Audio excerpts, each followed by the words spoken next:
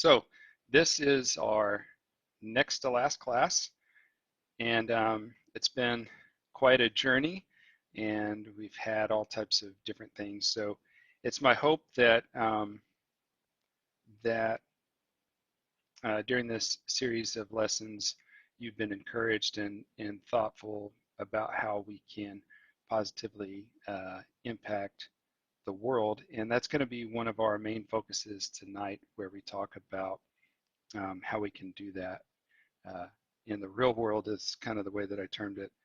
I also know that maybe for those in our congregation, I think I heard it was around 20% of our local congregation was able to participate in service on Sunday. And so, I know that it's a huge milestone for our congregation, and hopefully we'll see those things continue to have a positive trend as far as being able to get back to um, a little bit more normalcy and fellowshipping and studying and encouraging people a little bit different. And at the same time, what I'm hopeful too is that the lessons learned and the capacities and the flexibilities of using technology um, to teach and to encourage one another isn't lost either. So, anyways, for those of you that got to participate in corporate worship, I heard lots of positive comments, both from services streamed online and then from people that were in attendance. So that's an encouraging sight, an encouraging sound, and for everybody that made that happen, and for the elders and the leadership and the deacons that thought through some of the ways to make that possible. Just really appreciative of all the efforts that you made. So we know that things have been different. We just got done talking about that. And as things continue to change and evolve regarding the um, pandemic that has plagued the world and all the different things surrounding it, at the same time, I feel like it's been a great time or a great chance or a great opportunity to reflect on what it means to be a Christian, and then also to reflect outward into the world as to what it means to be a Christian. I know that in some of the different interactions that Chelsea and I've had outside and in the community, whether it's been driving or whether it's been in stores or whether it's been just out and about, people have definitely been on edge in an entirely different way, and people have just definitely seemed quite a bit more stressful, quite a bit more fearful. And so I think that's the basis for me saying like it's a perfect time or opportunity for us to reflect on what it means to be a Christian, why hope matters, and how our faith impacts our daily lives. So hopefully, as you think about those things, or as we talk about them tonight, um, hopefully it can be food for thought as far as more and more people start to get comfortable with changing their habits and their attitudes and the different things that they're going to be doing. This is prime time in many ways for us to be a really positive reflection. I think also that in some ways this time of separation from our corporate service, as well as disruption in our routines, has kind of fit in line with our topic that we've been discussing. So we go back to the question of how do we make that positive impact? How do we make that positive change in a divided and distracted world? And tonight we're going to, in our class tonight, we're going to discuss real world examples, and we're also going to look at one of my favorite stories in the Bible, so that we can see how those different interactions and those different thoughts, those different feelings and emotions and life experiences all come together. And so we're going to do that with our study tonight. And the way that we're going to do that is we're going to look at, I said it was one of my favorite examples, and the reason that is because in this story, and we're gonna kind of power through it in a way where we hit a bunch of different examples of life, but it's around the life story and perfect examples of life being quote unquote unfair. Um, Life and the choice that we have around our attitudes, around our actions, to find ourselves living life the right way or with the right guiding principles, regardless of the circumstances we find ourselves in. Um, the story is going to illustrate how that type of attitude, that type of lifestyle, that type of action in the world can impact numerous people. And so we're going to look at that from both a scriptural perspective and then also from examples that I think we can find in everyday life. So the story.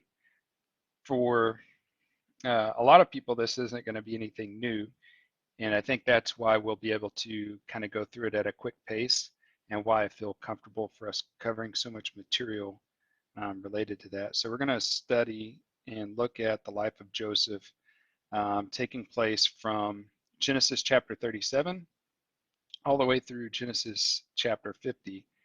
And I'm going to go through a series of statements here, a series of words, and I want you to reflect on these words as I say them. All right, so in this story of Joseph, his life story, we're going to see arrogance, we're going to see wealth, selfishness, betrayal, sibling rivalry, contemplations of murder, mystery, lying, slavery, false allegations, wrongful imprisonment, faithfulness in spite of hardship, extreme wealth, extreme power, great sadness, reconciliation, fear. And I would suggest that if you were to reflect on these things, that it seems to me that most of us could find some element of Joseph's life that we can relate to. There's going to be some aspect of it that um, maybe not to the extreme that he goes through it, that we're going to be able to think about it. Maybe we've already thought about it in the past, and it's going to be something that we can relate to. So now what we're going to do is we're going to look through some of these different aspects, these highlights to give support to what I just said about his life and his life story, and then we're going to look at those in a way that I think will help us in our approach or the desire to positively impact the world around us. All right, so we're going to start in Genesis chapter 37. We're going to read verses 5 through 11. Joseph had a dream, and when he told it to his brothers, they hated him all the more. He said to them, "Listen to this dream I had. We were binding sheaves of grain out in the field when suddenly my sheaf rose and stood upright, while your sheaves gathered around mine and bowed down to it." His brothers said to him, "Do you intend to reign over us? Will you actually rule us?" And they hated him all the more because of his dream and what he had said. Then he had another dream, and he told it to his brothers. "Listen," he said, "I had another dream, and this time the sun and the moon and 11 stars were bowing down to me." When he told his father this as well as his brothers, his father rebuked him and said, "What is this dream you had? Will your mother and I and your brothers actually come and bow down to the ground before you?" His brothers were jealous of him, but his father kept the matter in mind. We're going to skip down to verses 26 through 36 of the same chapter. So Genesis 37, we're going to look in verse 26 and follow down to verse 36. Judah said to his brothers, "What will we gain if we kill our brother and cover up his blood? Come, let's sell him to the Ishmaelites and not lay our hands on him. After all, he's our brother, our own flesh and blood." His brothers agreed. So when the Midianites merchants came by, his brothers pulled Joseph up out of the cistern and sold him for 20 shekels of silver to the Ishmaelites, who took him to Egypt. When Reuben returned to the cistern and saw Joseph was not there, he tore his clothes. He went back to his brothers and said, "The boy isn't there. Where can I turn now?" Then they got Joseph's robe, slaughtered a goat, and dipped the robe in the blood. They took the ornamented robe back to their father and said, "We found this. Examine it to see whether it's your son's robe." He recognized it and said, "It's my son's robe. Some ferocious animal has devoured him. Joseph has surely been torn to pieces." Then Jacob tore his clothes, put on sackcloth, and mourned for his son many days. All his sons and daughters came to comfort him, but he refused to be comforted. "No," he said, "in mourning will I go down to the grave to my son." So his father wept for him. Meanwhile, the Midianites sold Joseph in Egypt to Potiphar, one of Pharaoh's officials, the captain of the guard. We're going to skip ahead to Genesis chapter 39. We're going to start in verse 2 and read through verse 13. The Lord was with Joseph, and he prospered, and he lived in the house of his Egyptian master. When his master saw that the Lord was with him, and that the Lord gave him success in everything he did, Joseph found favor in his eyes and became his attendant. Potiphar put him in charge of his household, and he entrusted to his care everything he owned. From the time he put him in charge of his household and all that he owned, the Lord blessed the household of the Egyptian because of Joseph. The blessing of the Lord was on everything Potiphar had, both in the house and in the field.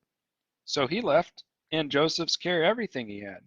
With Joseph in charge, he did not concern himself with anything except the food he ate. Now Joseph was well built and handsome, and after a while his master's wife took notice of Joseph and said, "Come to bed with me." But he refused. "With me in charge," he told her, "my master does not concern himself with anything in the house. Everything he owns he has entrusted to my care.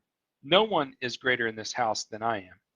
My master has withheld nothing from me except you, because you are his wife. How then could I do such a wicked thing and sin against God?" And though she spoke to Joseph day after day, he refused to go to bed with her or even to be with her.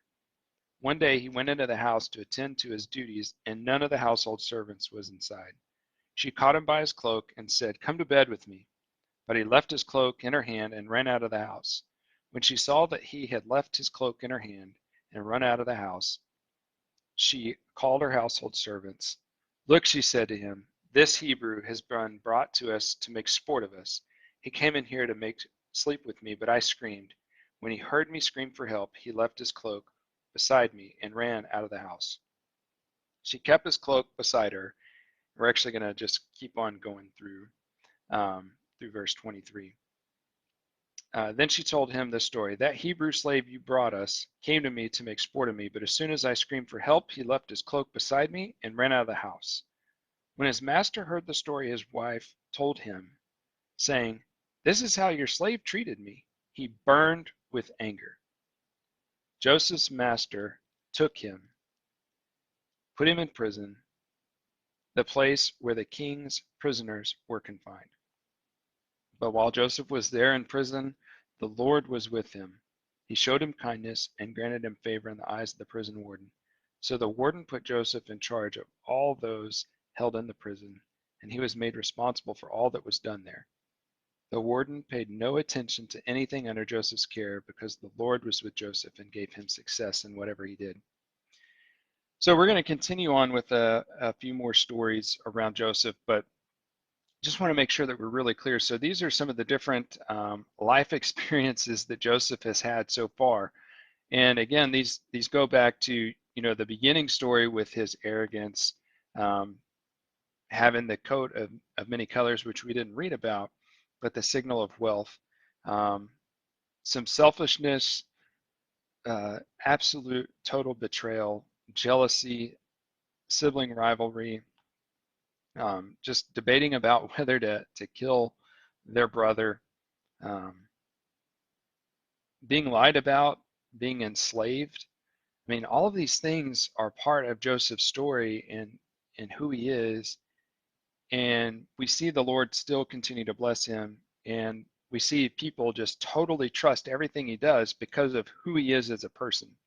And I think that's one of the things that's going to be really key for us as we look to positively impact the world or change the world in a positive way, is that people will trust us and know us as people who do good, people that are trustworthy. So much so, even here, I mean, it's quite remarkable that everything, because it is excellent in the way that he does it, and because God blesses him, I mean, people don't even think twice about totally trusting everything to his care. And what we'll see is he doesn't let them down. He doesn't take what's been given to him and misuse it. He doesn't misapply the resources. He doesn't do any of these things. Like, he doesn't take advantage of what's been trusted to him, which is oftentimes the exact opposite of what we see in the world today, where we see people with power be corrupted, or we see people that are in places of what would be perceived strength or something like that, and they misapply the resources, or they lie, or they cheat, or they steal, or they destroy relationships or people around him. So just want to point some of those things out, that this is Joseph's life story right now. I don't think that it's necessarily maybe anything new to our audience tonight, but keep these things in mind as we go through there. Um, and the way that our own lives may have had peaks or valleys, and we'll get to another point to where we look for the applications that go with the entirety of our class. So now we're going to pick up. We're going to go to chapter 41, and we're going to read some verses smattered throughout Genesis chapter 41. We'll pick up in verse 14. So Genesis 41, starting in verse 14. This is while Joseph's still in prison. At this time, he's interpreted a few dreams, but nobody's really fulfilled the promise that they gave to them or kept their word.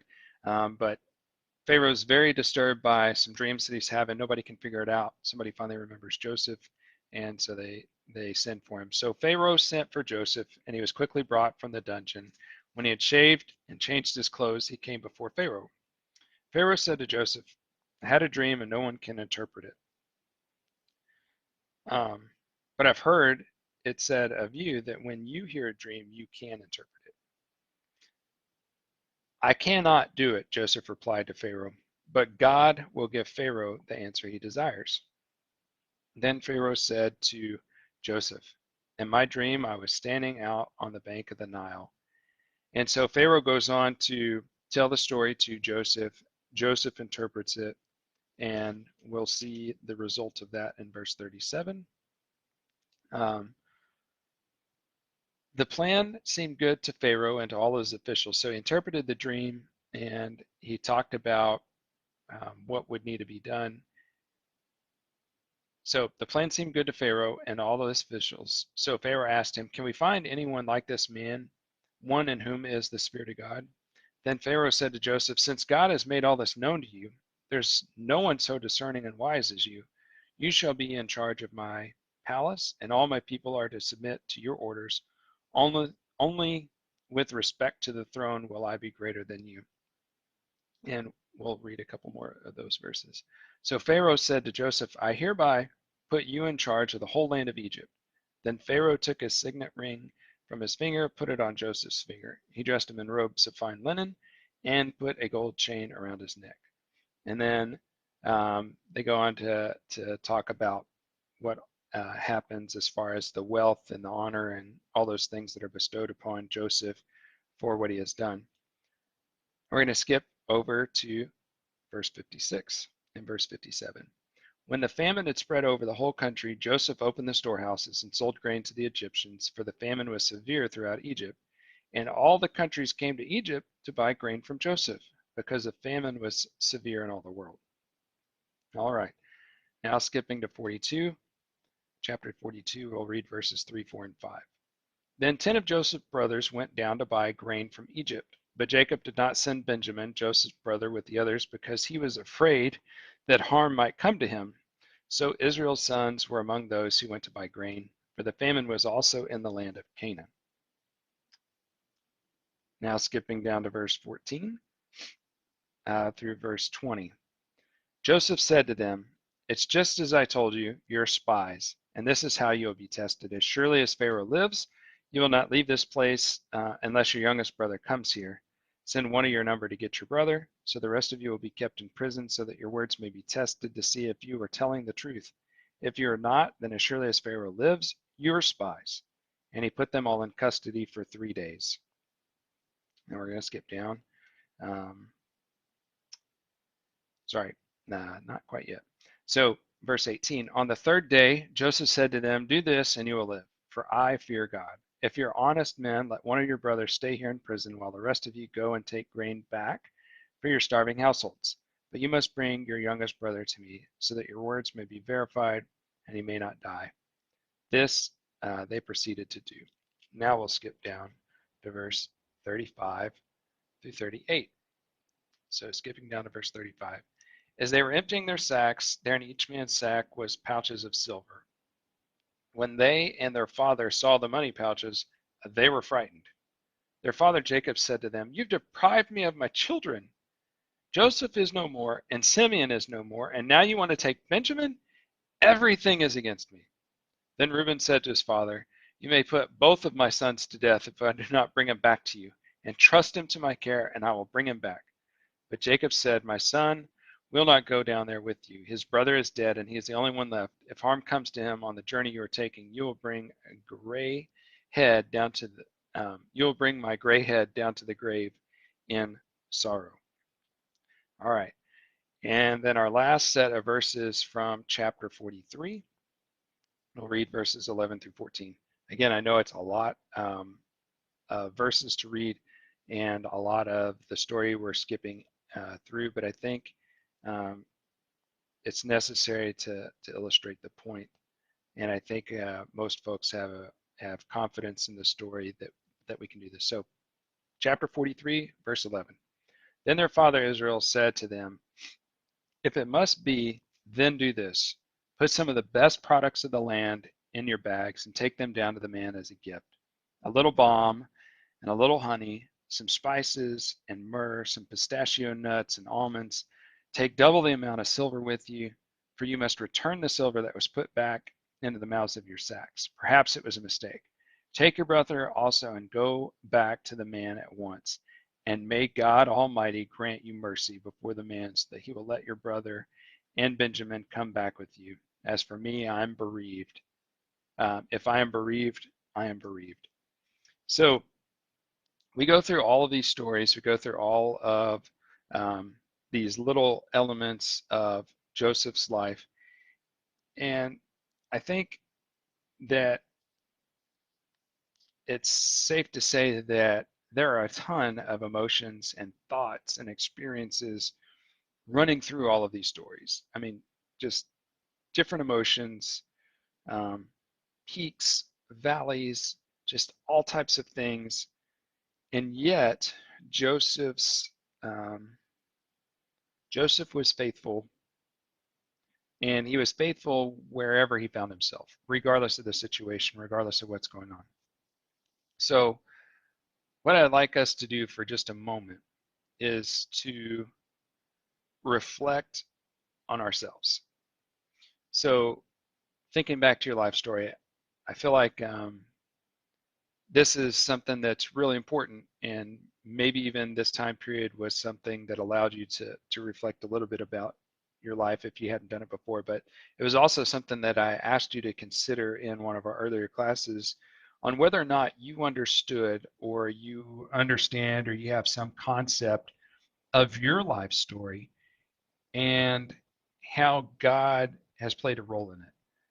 So I think we collectively, we as a whole, not just individually, but collectively, we need to understand how each of our unique circumstances have really just equipped us, prepared us for God's work. And by that I mean, like, in our lives, in our upbringings, in our experiences, whether we're young, whether we're old, whether we're somewhere in the middle, um, whether we're parents or grandparents or not parents at all, whether we're just, aunts or uncles or nieces or nephews or sons or daughters, whatever we are in life, we've had unique circumstances, we've had unique situations. And from my perspective, that is absolutely by design. Um, and it's because through those things, God is able to work through us. So, um, what we talked about to start up this whole class, or this tonight's class, is thinking about how this works in real life. So I think it's pretty safe to say that for the most part, no one in this audience is um, going to have somebody that acts like we died, sells us off into slavery, into a foreign country, where we end up in a household where we're put in charge, where we're falsely imprisoned, where we're put in charge within the prison, to where we're promoted to second in charge of a country. I don't think that's quite going to be our experience. But what I do know is that we will have some type of unique circumstances that's unique to each and every single one of us. And so what we're going to do now is we're going to look at some real life examples of people, um, and where they found themselves and how they've used those things for good. All right, so here are some real life examples um, of people that have found themselves in whatever situations, and have done something positive to um, change the world, even though the world's divided and distracted. All right, so let's say there's no, not let's say, there is a business owner. This business owner sees firsthand the devastation of orphans and orphan crisis in a specific country, and figures out a way, with the help of others and with their spouse, and together they create a children home. All right, so example of people finding themselves in a situation, using their unique circumstances, and figuring out a way to positively impact the world for good. All right, how about this? Another person earns a senior role in an international company. So their employer is a large company. When they're in the organization, because of their role, they get to organize and direct a large organization around volunteer activities and charitable giving, to organizations like Habitat for Humanity. In addition to that, and they also use their skills that they've developed in their everyday working life to help in the evaluation process of candidates for deacons. So find themselves in the situation, they're promoted to different levels within the organization, and then they get to help direct um, the impact of that organization and identify opportunities to serve in the community. And then they also use some of their skills in the congregation to help select candidates for deacons, like an evaluation process.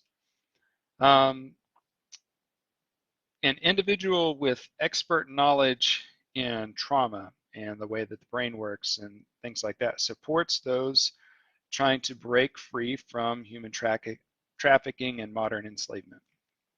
So again, uniquely prepared, life experience, maybe has been around somebody that's worked with people in crisis before, but has expert knowledge, expert education, and help to break free from human trafficking and modern enslavement. All right. So again, people finding themselves in their specific situation with the skills that they've been given, the life experiences they've been given, and how they're impacting the world in a positive way. And again, not seeking it out for their glory. All right, how about somebody that, a preacher that's no longer working full-time in a congregation, goes to teach classes overseas, while in that process is asked to lead the work, and then accepts that against maybe some of the advice of others, accepts that, then empowers local preachers by encouraging and teaching them and converting them and giving them the tools that they need to go back and preach. Another group, this is a variety of people. So I blanketed this one with a general statement about families. So families who are compelled to adopt sibling groups, families that are compelled to adopt teenagers or special needs children or babies, people in general, choosing to adopt children or impact the orphan crisis around the world, finding themselves where they are with what they've been given and going out and deciding to make a difference in that way, physically taking that action. All right, how about business leaders who are successful in their business? They own their business, they operate their business, and in the way that they do that, they've been successful they've earned wealth. And so with their wealth, they give it. And with their business, they donate the service of their businesses. Again, choosing to take what you have and share that with others in the unique way that you find yourselves. Here's another one, women who mentor other women in the faith. So I know for different areas, this may have different names or different terminologies, but older women who help mentor younger women in faith and in their walk. All right. Women who teach children in class. Women who watch children so other women or moms can take a break and study in a Bible class without distraction. There's another one. People, individual who absolutely love sports, love the camaraderie of sports, love the togetherness, who then has worked to create opportunities for others who enjoy the same thing to get together. So individual likes sports a ton, the camaraderie, and finds creative ways to bring other people together so that they can have that fellowship to others, but then also to bring others, who may not be Christians into the fold, taking their unique interest, their unique background, and doing something with it. All right, how about people who do things to recognize and encourage others, but do so discreetly without desire for recognition. So they find ways to recognize people, whether it's a special occasion or just because, but they do so to encourage them, just to pick them up, or maybe it's perceived as maybe folks could just be thought about. And so they do that, but do it in a way to where they don't get recognition. How about this one goes out to our students, going to school and doing what's right. People that go to work and maybe they are leaders of teams and they do that in a way with honesty and integrity. A faithful friend, aunt, uncle, cousin, grandma, grandpa, wife, son, all of these individuals in those moments and in those times of being faithful, they exhibit an influence around those that they encounter.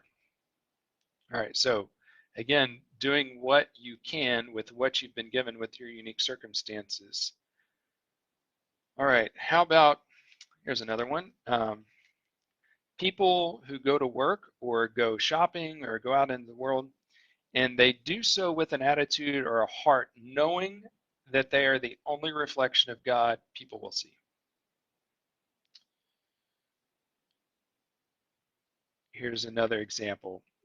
People who have an attitude of service and a desire to serve God, and the way that they do this is they just have um, it's just an attitude, and so um, they may be serving around the church building. They may be cleaning stuff or helping cut out things, or they may be taking food to somebody or opening doors or things like that. They may even they may even be part of some type of charitable organization. Um, how about those that are willing to preach? So definitely a different lifestyle for people that preach, and the scrutiny and the questions that they get. Same thing with people that work with youth, as maybe not as a preacher, but as a youth minister, and their spouses. So they're faithful spouses that are there to support them while they do those things. All right, so how many of you think I could keep going on and on and on? Because the reality is that I could, but I'm not going to. The thing is, I I don't know what it is sometimes, but I just want everybody to hear the message that the way that God created you and the opportunities, the exposures, the depths of despair, the heights of just elation, all of those things are there so that you can be a vessel that brings glory to God. And the truth of it all, and the purpose of sharing this is not to try, if any of these stories sounded or illustrations sounded like people, it wasn't to bring some type of recognition to those people, but it's to point out that you're enough. Like what God has poured into you and what you've experienced in life, that's enough for Him to be able to use you. And that's enough for you to do your part in the kingdom so that He's glorified and that more people come to know Him. The way that we'll be able to positively impact the world, regardless of what distractions are there or how divided it seems, or how corrupt, or just how any adjective that you could put into it, is God has enabled us through our life experiences to be able to support anything. And so when I think about it, sometimes I feel like we think that we have to have enough experience. I feel like sometimes we think that we have to come from a specific place or have a specific background or have enough knowledge or some of these types of things. And the truth is that God's given you enough if we'll let Him. All right, so I'm looking around and I look and I see that I did not get all my notes out. So I'm going to get my last set of notes. But we're going to end this session with Genesis chapter 45. And we're going to read verses 3 through 15. Joseph said to his brothers, I'm Joseph. Is my father still living? But his brothers were not able to answer them because they were terrified at his presence. Then Joseph said to his brothers, come close to me.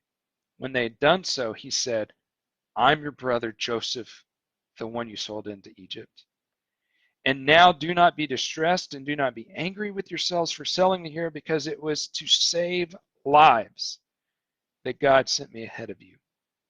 For 2 years now there's been a famine in the land, and for the next 5 years there will not be plowing and reaping. But God sent me ahead of you to preserve for you a remnant on earth and to save your lives by a great deliverance. So then it was not you who sent me here, but God. He made me father to Pharaoh, lord of his entire household, and ruler over all Egypt. Now hurry back to my father and say to him, this is what your son Joseph says. God has made me lord over all Egypt. Come down to me, don't delay. You shall live in the region of Goshen and be near me. You, your children and grandchildren, your flocks and herds, and all you have, I will provide for you there, because 5 years of famine are still to come. Otherwise, you and your household will, and all who belong to you will become destitute. You can see for yourselves, and so can my brother Benjamin, that it is really I who am speaking to you. Tell my father about all the honor accorded me in Egypt, and about everything you've seen, and bring my father down here quickly. Then he threw his arms around his brother Benjamin and wept. And Benjamin embraced him, weeping. And he kissed all his brothers and wept over them. Afterwards, his brothers talked with him. Now, I don't know about you, but when we look and we evaluate our lives through the lens of what God has done and what God will do, everything else kind of melts away. I mean, Joseph's life was incredibly important to not just his family members, but to all those around him.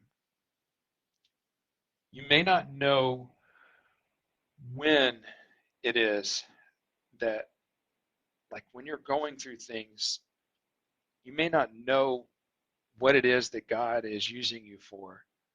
When those things are taking place, you may not understand what you're being prepared for.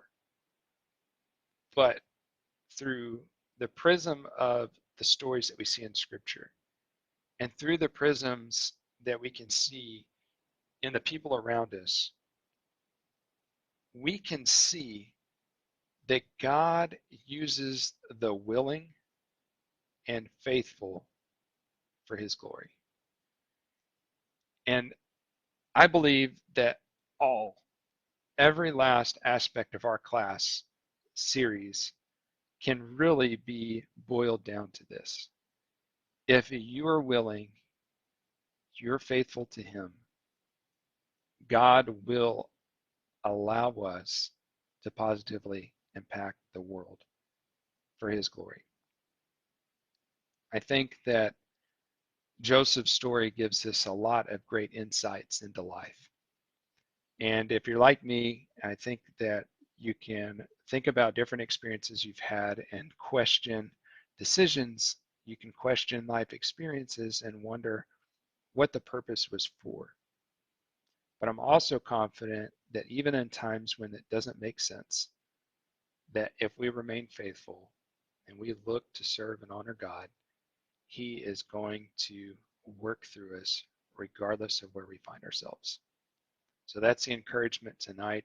I hope that you can find hope and peace and comfort knowing that God is actively working in your life for his glory, to remain faithful to him, and to strive and to seek to do what is good, what is right, what is honorable, and to know that um, when you do those things, God's going to work through you, and you're encouraging those to the right of you, those to the left of you, and probably people you don't even know. So thanks again for being here tonight. I hope you have a great evening.